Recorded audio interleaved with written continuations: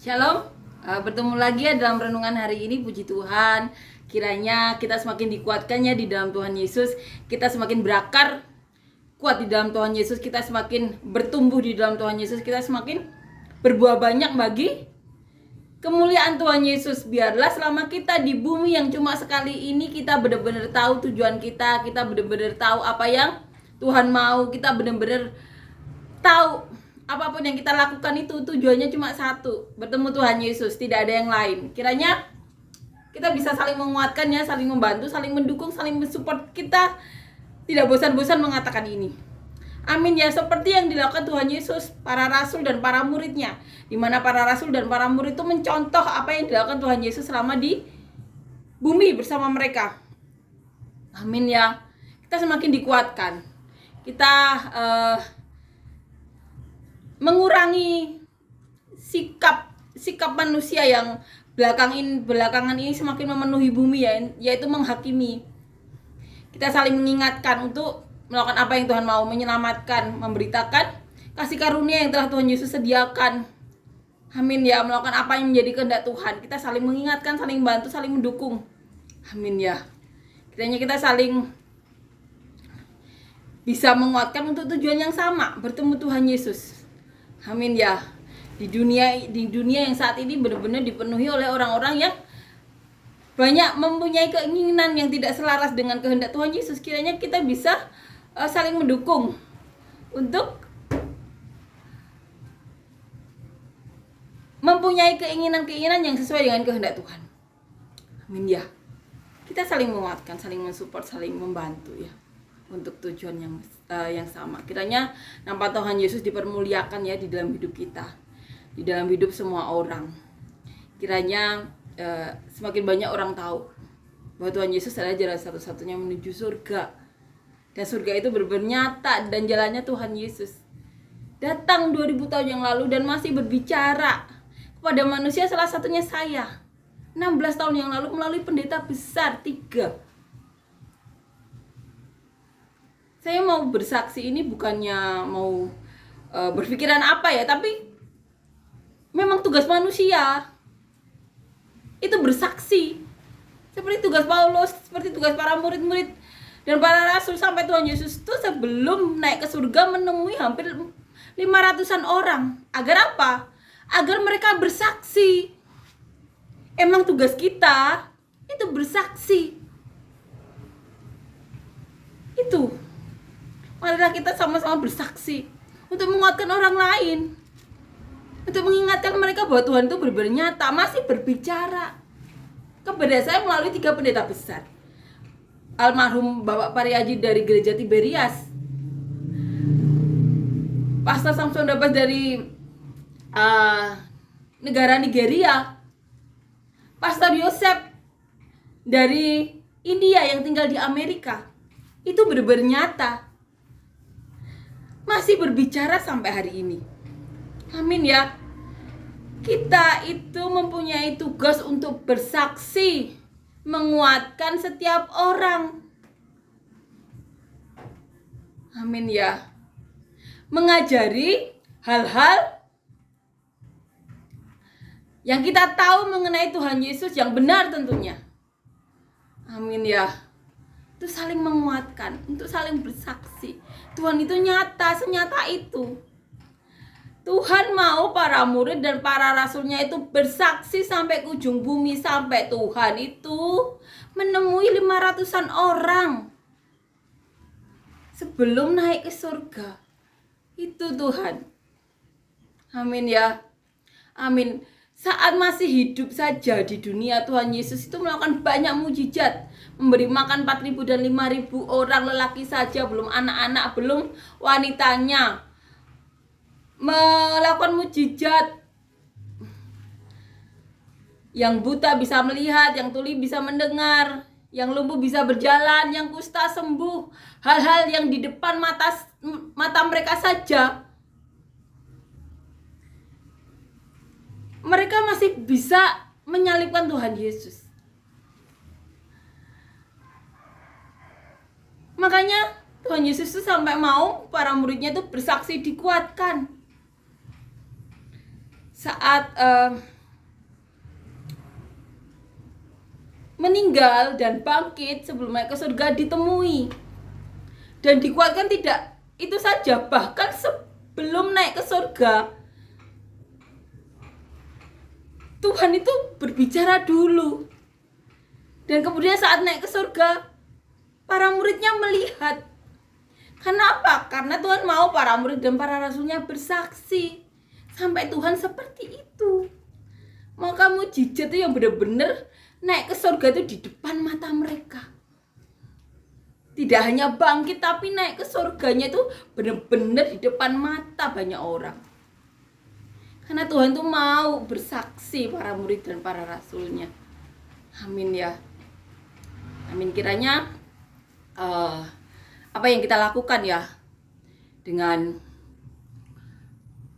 bersaksi, semakin banyak orang tahu bahwa jalan satu-satunya ke surga itu melalui Tuhan Yesus. Dan tidak hanya itu saja, Roh Kudus bisa dirasakan mereka, itu yang terpenting. Amin ya. Amin. Kiranya semakin banyak orang yang terselamatkan ya, dengan mengetahui bahwa Tuhan Yesus itu benar-benar juru selamat. Dengan percaya kepada Tuhan Yesus, imani, selamat, dan mampu menjaga itu sampai kesudahannya dengan melakukan saat mengimani, saat percaya bahwa Tuhan Yesus adalah Tuhan, detik itu juga meninggalkan dosa lama dan memulai hidup baru sesuai dengan kehendak Tuhan. Amin ya. Yang dulu melakukan dosa apapun ya, mungkin di tempat kerja suka korupsi, atau di zaman yang sekarang banyak anak-anak muda, bukan hanya di Indonesia, bukannya di kota tapi di desa-desa, anak kecil SMP itu sudah melakukan hubungan selayaknya suami istri, itu dosa. Tapi dengan percaya kepada Tuhan Yesus, dengan sungguh-sungguh ya, meninggalkan kehidupan yang lama dan mulai hidup yang baru dengan meninggalkan dosa-dosa itu dengan menjaga kekudusan, itu sudah melakukan kehendak Tuhan. Dan untuk mempertahankan itu di tengah dunia yang benar-benar banyak hal-hal yang bisa menjerat manusia, maka masukkan kita di kelompok-kelompok yang baik, yang saling menyelamatkan, saling menguatkan, saling menjaga sampai kesudahannya. Dosa-dosa itu di zaman sekarang itu lumrah, biasa, tapi tidak biasa di mata Tuhan.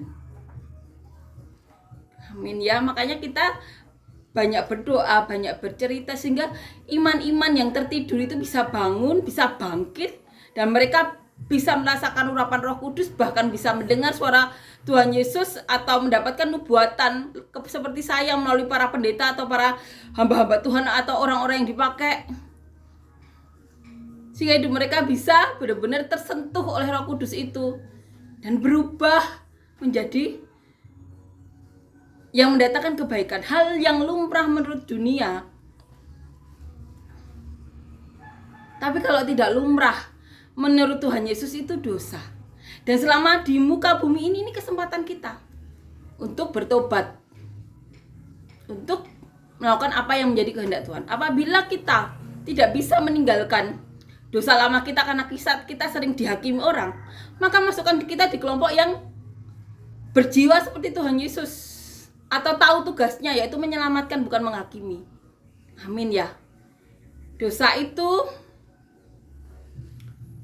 lumrah bagi dunia, tapi kalau bagi Tuhan itu dosa, maka dosa. Tapi kalau kita tahu itu dan masih hidup di dunia, itu kesempatan kita. Amin ya. Amin. Kalau kita tahu saudara kita, orang tua kita melakukan dosa, kita doakan ya. Atau itu masa lalu mereka, jangan kita menghakimi, karena mereka pasti tahu juga Alkitab ya. Tapi saat melakukan itu, mungkin mereka tidak tahu, atau saat itu keadaan yang tidak mendukung mereka. Kita tidak bisa menghakimi ya. Yang patut kita lakukan adalah saat ini kalau mereka sudah meninggalkan dosa itu, puji Tuhan, jangan menghakimi. Amin ya.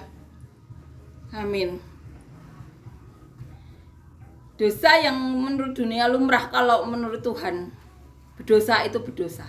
Tapi kalau sudah meninggalkan dosa itu dan berusaha untuk meninggalkan dan masih dihakimi, berarti itu juga bukan dari Tuhan Yesus. Karena Tuhan Yesus itu selama di dunia tugasnya bukan menghakimi, tapi menyelamatkan. Yakin orang yang menghakimi itu bukan dari Tuhan. Amin ya. Kalau dia benar-benar mencintai Tuhan Yesus, kalau dia benar-benar tahu isi Alkitab, maka penghakiman itu bukan bagian dari dirinya. Kalaupun ada saat-saat tertentu menghakimi, tentunya dia akan cepat tersadar kalau dia benar-benar mencintai Tuhan. Karena tahu Tuhan itu bukan menghakimi selama di dunia. Nanti setelah kesudahannya, saat dari surga turun sebagai hakim. Tapi selama Tuhan Yesus 2000 tahun yang lalu turun di dunia, Tuhan Yesus itu bukan menghakimi, tapi menyelamatkan. Jadi kalau ada manusia-manusia lain atau orang-orang yang katanya Kristen sukanya menghakimi, percaya itu bukan dari Tuhan. Dan kita berdoa semoga cepat tersadarkan. Karena apa? Karena dia hanya jadi batu sandungan. Amin ya. Menyelamatkan, memberitahu dengan baik-baik, datangi, kasih solusi, peringatkan, bukan dengan dihakimi dari jarak jauh, diomongkan atau yang mendatangkan dosa ya bagi dirinya sendiri, dan dia akhirnya jadi batu sandungan bagi orang lain karena sukanya menghakimi. Itu berarti bukan dari Tuhan. Kalau kita tahu, benar-benar tahu dan mencintai Tuhan, kita tahu Tuhan itu selama di dunia menyelamatkan, bukan menghakimi. Dan kita selama di dunia itu hanya satu contoh kita, Tuhan Yesus. Dan apabila kita punya orang tua yang benar-benar mengerti ajaran Tuhan, tentu orang tua kita juga akan mencerminkan Tuhan Yesus, menyelamatkan, memberi kita hal-hal yang baik. Amin ya. Amin. Apabila kita tidak berada di keluarga yang tahu Tuhan Yesus atau tidak mencerminkan Tuhan Yesus, percaya dan imani, Tuhan sendiri yang akan mengajar kita dengan memberikan orang-orang yang dapat kita contoh, sehingga kita bisa merasakan kasih Tuhan, sehingga kita bisa rindu untuk menjadi berkat bagi orang lain. Imani itu. Amin ya. Amin. Kita akan nyanyikan lagu yang pertama.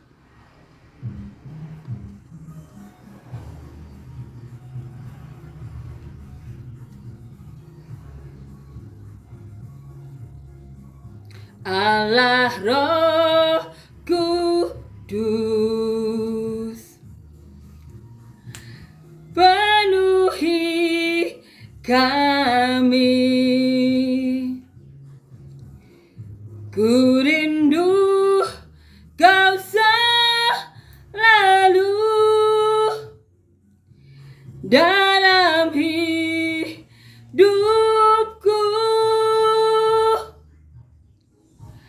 Allah Roh Kudus, ubah hatiku, jadikanku jamahlah ku rindu hadiratmu. Ku sembah kudus, kudus, kuduslah Tuhan, dan ku sanjung kemuliaan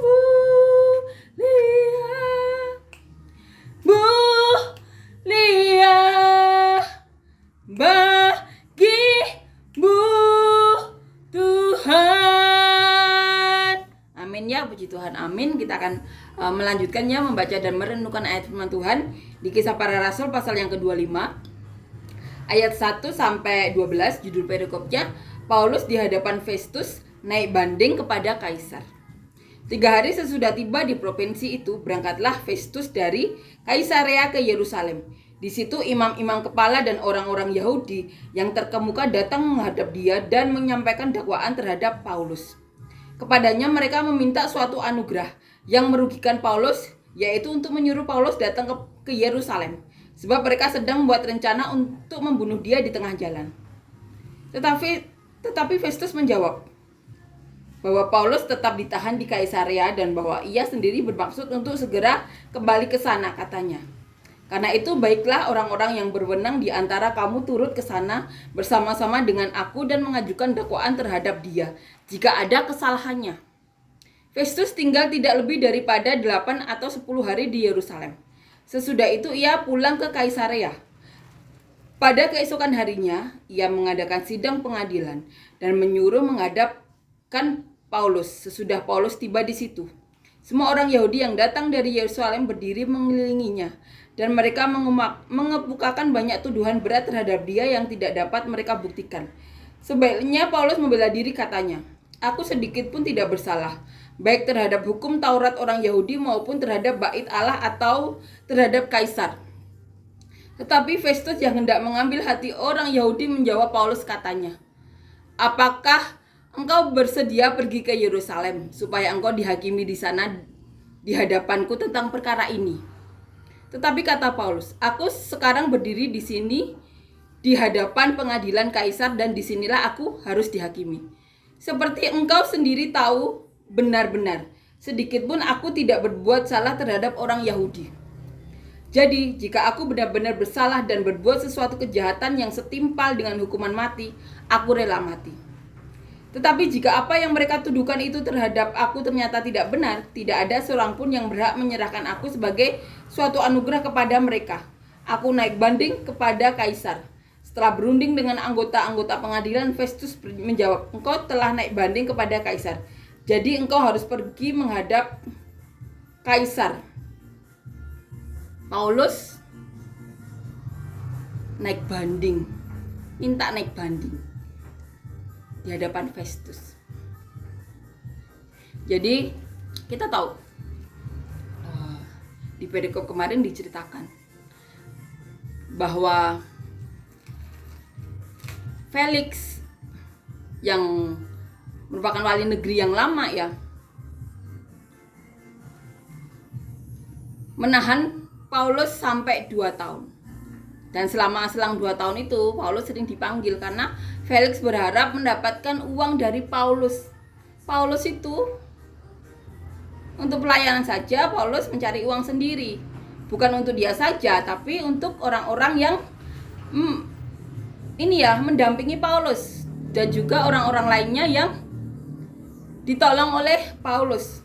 Nah, Felix ini menahan Paulus 2 tahun. Dan saat menahan sering dipanggil untuk berbicara dengan Felix karena Felix berharap mendapatkan uang dari Paulus. Dan kemudian kedudukan diganti oleh Perkius Festus. Dan untuk mengambil hati orang Yahudi, Paulus sama Festus juga dipenjara. Karena itu tadi, untuk mengambil hati orang Yahudi. Nah, di perikop ini dikatakan bahwa Paulus di hadapan Festus naik banding kepada Kaisar. Di sini diceritakan bahwa 3 hari sesudah tiba di provinsi itu, berangkatlah Festus dari Kaisarea ke Yerusalem. Di situ imam-imam kepala dan orang-orang Yahudi yang terkemuka datang menghadap dia dan menyampaikan dakwaan terhadap Paulus. Itu. Mereka menyampaikan dakwaan kepada Paulus. Kepadanya mereka meminta suatu anugerah yang merugikan Paulus. Jadi mereka meminta sesuatu yang merugikan Paulus, yaitu untuk menyuruh Paulus datang ke Yerusalem. Sebab mereka sedang membuat rencana untuk membunuh dia di tengah jalan. Itu, buat rencana membunuh di tengah jalan.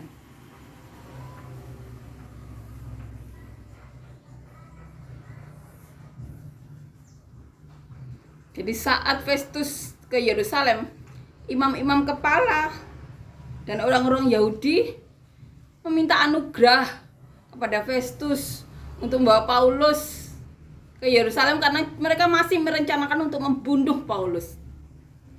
Sampai di ayat 4 dikatakan, tetapi Festus menjawab bahwa Paulus tetap ditahan di Kaisarea dan bahwa ia sendiri bermaksud untuk segera kembali ke sana. Tapi Festus menolak ya. Festus mau kembali ke Kaisarea.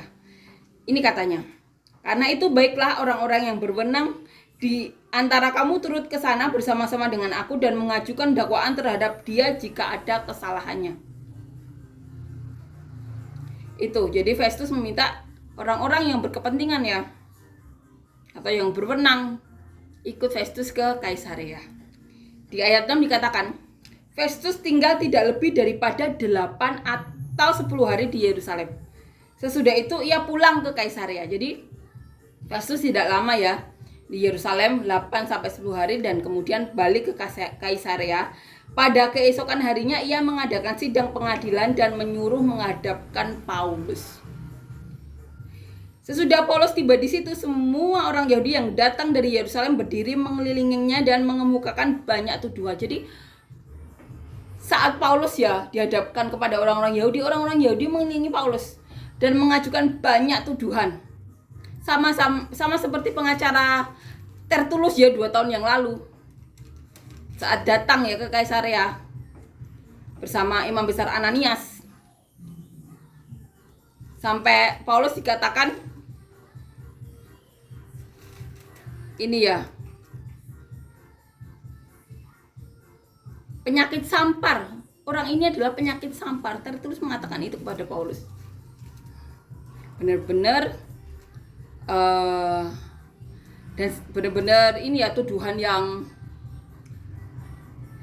menandakan mereka benar-benar membenci Paulus. Dikatakan seperti penyakit sampar, membuat onar. Itu perkataan mereka mengenai Paulus. Dikatakan di ayat 8, di ayat 7 ya, kelanjutannya. Dan mereka mengumumkan banyak tuduhan berat terhadap dia yang tidak dapat mereka buktikan. Tuduhan yang diberikan Paulus sama seperti di saat 2 tahun yang lalu ya. Tertulus juga mengadakan banyak tuduhan tapi tidak dapat dibuktikan. Di sini juga saat zamannya Festus, mereka juga tidak dapat membuktikan tuduhan-tuduhan mereka. Dikatakan di ayat 8, sebaliknya Paulus membela diri. Ini kata Paulus, aku sedikit pun tidak bersalah, baik terhadap hukum Taurat orang Yahudi maupun terhadap bait Allah atau terhadap Kaisar. Tetapi Festus yang mau mengambil hati orang Yahudi ya, menjawab Paulus. Ini katanya, apakah engkau bersedia pergi ke Yerusalem supaya engkau dihakimi di sana di hadapanku tentang perkara ini? Ini yang dikatakan Festus. Dan ini kata Paulus, aku sekarang berdiri di sini di hadapan pengadilan Kaisar, dan disinilah aku harus dihakimi. Seperti engkau sendiri tahu benar-benar sedikit pun aku tidak berbuat salah terhadap orang Yahudi. Ini pembelaan Paulus. Paulus tahu bahwa dia tidak bersalah terhadap orang-orang Yahudi. Jadi jika aku benar-benar bersalah dan berbuat suatu kejahatan yang setimpal dengan hukuman mati, aku rela mati. Tetapi jika apa yang mereka tuduhkan itu terhadap aku ternyata tidak benar, tidak ada seorang pun yang berhak menyerahkan aku sebagai suatu anugerah kepada mereka. Itu yang mereka katakan. Aku naik banding kepada Kaisar. Paulus minta naik banding. Dikatakan di ayat 12, setelah berunding dengan anggota-anggota pengadilan, Festus menjawab, engkau telah naik banding kepada Kaisar, jadi engkau harus pergi menghadap Kaisar. Itu yang dialami Paulus. Paulus membela diri bahwa Paulus membela diri bahwa dia tidak bersalah, tidak melakukan kesalahan apapun terhadap orang-orang Yahudi. Tapi orang-orang Yahudi benar-benar setelah 2 tahun dari zaman Felix ya, mereka tetap merencanakan untuk membunuh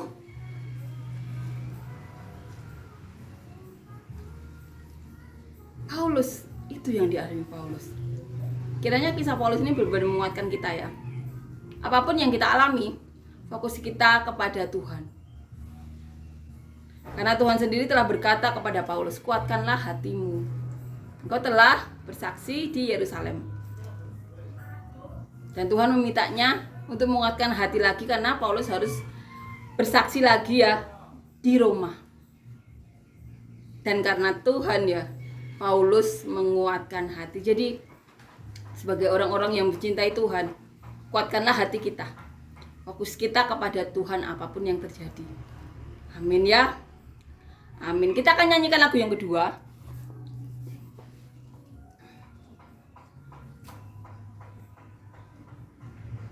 Betapa baiknya Engkau Tuhan, kasih-Mu tiada berkesudahan.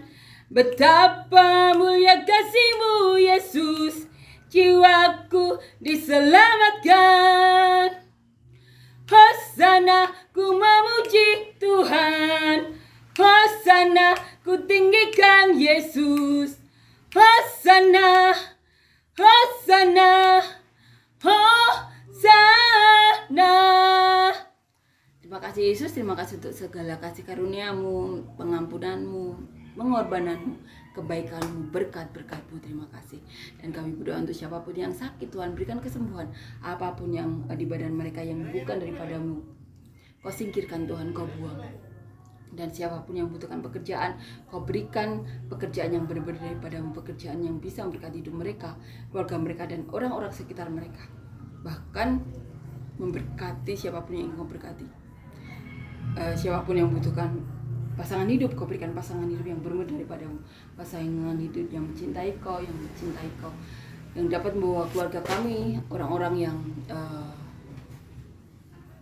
di sekitar kami untuk lebih dekat lagi kepada-Mu. Dan siapapun yang membutuhkan pertolongan Tuhan untuk masalah hidup mereka, untuk himpitan hidup mereka, apapun yang ada di hidup mereka, Yesus berikan jalan keluar-Mu, solusi-Mu, anugerah-Mu, kekuatan yang daripada-Mu, hal-hal baik yang benar-benar daripada-Mu Tuhan, terobosan-terobosan-Mu, dan biarlah nama-Mu yang dipermuliakan dalam hidup kami semua. Terima kasih Yesus, Kau benar-benar nyata, benar-benar ada di dalam hidup kami. Dalam nama Tuhan Yesus, amin.